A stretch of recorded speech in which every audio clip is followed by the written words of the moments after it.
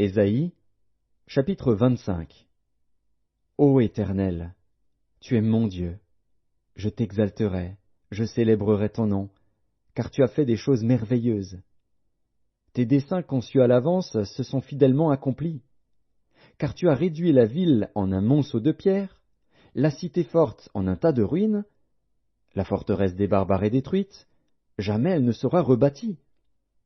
C'est pourquoi les peuples puissants te glorifient, les villes des nations puissantes te craignent. Tu as été un refuge pour le faible, un refuge pour le malheureux dans la détresse, un abri contre la tempête, un ombrage contre la chaleur. Car le souffle des tyrans est comme l'ouragan qui frappe une muraille. Comme tu domptes la chaleur dans une terre brûlante, tu as dompté le tumulte des barbares. Comme la chaleur est étouffée par l'ombre d'un nuage, ainsi ont été étouffés les chants de triomphe des tyrans.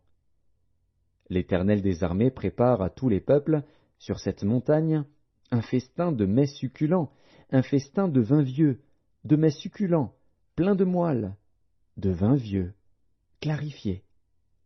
Et, sur cette montagne, il anéantit le voile qui voile tous les peuples, la couverture qui couvre toutes les nations. Il anéantit la mort pour toujours.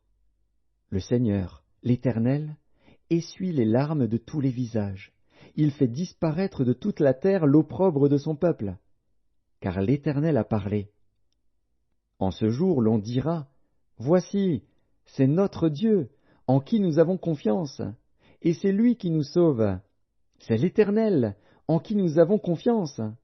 Soyons dans l'allégresse, et réjouissons-nous de son salut. Car la main de l'Éternel repose sur cette montagne, et Moab est foulé sur place, comme la paille est foulée dans une mare à fumier. Au milieu de cette mare, il étend ses mains, comme le nageur les étend pour nager. Mais l'Éternel abat son orgueil, et déjoue l'artifice de ses mains. Il renverse, il précipite les fortifications élevées de tes murs, il les fait crouler à terre, jusque dans la poussière.